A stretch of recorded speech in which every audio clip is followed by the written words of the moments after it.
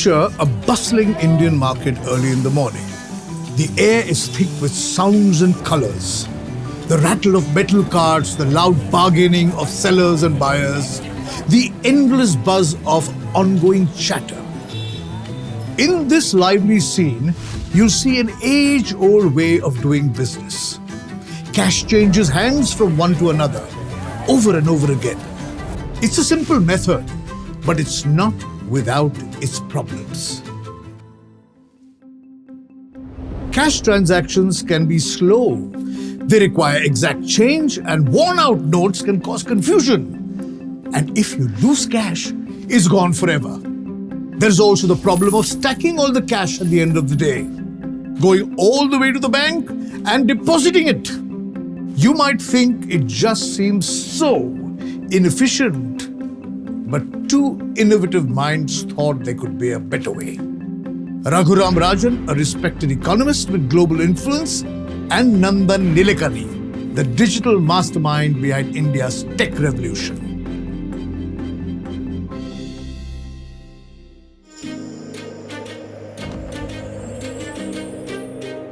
Welcome to a century of stories, brought to you by IDFC FIRST Bank. Always you first. This is the story of a technology that changed India forever. The Unified Payments Interface, or UPI. Let's go back to the beginning. It's April 2016 and Raghuram Rajan is about to attempt an audacious experiment in the world of banking. 21 banks are on board for this grand endeavor, ready to offer the Unified Payments Interface, or UPI, as an app-based service to their customers. Just understand the stakes here. Every transaction, every user interaction is under the microscope. The idea is to create a robust, secure, and reliable financial framework for India. And it's not like they went into the whole thing without preparation. There was an RBI paper in 2012 titled Payment System Vision Document. This was essentially a roadmap laying out a strategy for modernizing India's payment system. As you can see, implementing a new system is never as simple as it seems. In the pilot phase, there were 21 banks who agreed to participate. But there was one major hurdle: compatibility. 21 banks meant 21 different systems to work with. When we say the unified payment system, this is the biggest problem. Unifying different systems and making them talk to each other.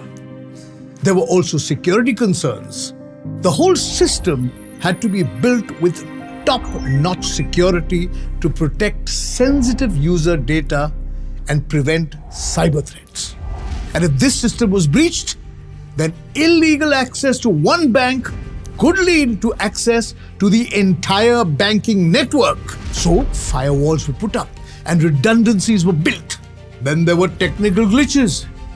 Baba, internet nahi hua to? What if one bank server goes down? Will that affect the whole network? Lots of problems. Integrating a complex system like UPI with existing banking systems was a massive task. This is where Nandan Nilekani entered the picture. He was an advisor to the National Payments Corporation of India, or NPCI, an organization tasked with creating a robust payment and settlement infrastructure in India. As the former CEO of Infosys, Nilekani was at the forefront of technological developments. He was the perfect person to solve these complicated issues.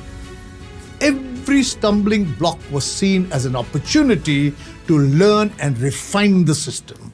Since then, UPI's growth has been staggering. As the system matured, so did its reach and reliability. It wasn't just an experiment anymore. It had become a daily part of millions and millions of lives.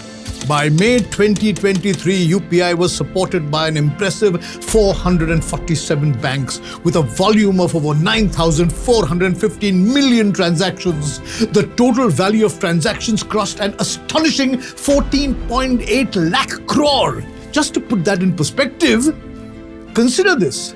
If we were to stack 1,000 rupee notes equivalent to 14.8 lakh crore, the stack would reach over 1,63,805 kilometers high. That's enough to go around the Earth's circumference more than 4 times. And that's just 1 month of transactions through UPI. More and more banks are joining the UPI network. The number of transactions are growing rapidly, and the value of these transactions is rising consistently. UPI is more than just a new way to transfer money. It's transforming India's economic landscape. Now that UPI is here and ready to go, NPCI started working on the next big problem. How do we get UPI into people's daily lives? India is a vast country with massive diversity. So how do you get so many people with so many cultures to use the same unified payment interface? The solution they came up with is an innovative QR code system that simplified payments. Here's how it works.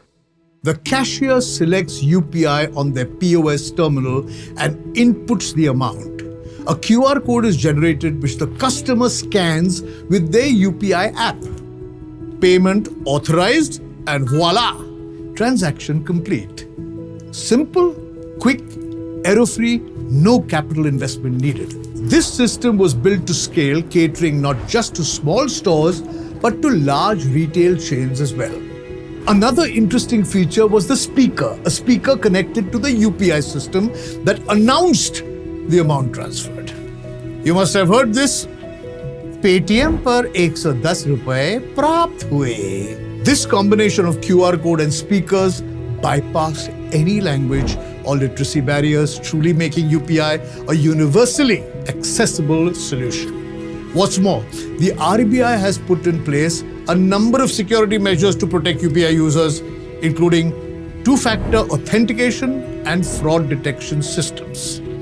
This has helped to make UPI one of the safest and most secure payment methods available anywhere. Here's a fun fact. When NPCI wanted to try out this QR system, they were trying to figure out who would be willing to do a test run. Enter Reliance Retail, India's largest retail chain. In a matter of 3 days, over 200 Reliance retail stores in Mumbai were equipped to accept UPI payments via the new QR system. And now, it's everywhere. From the busiest supermarkets to the smallest carts in local markets, UPI was becoming a part of our lives. The world was taking notice, signaling a promising future where digital transactions would be the norm. You've been watching a century of stories brought to you by IDFC FIRST Bank. Always you first. In the next episode, I'll tell you the story of a man that changed the world by staring into the sea.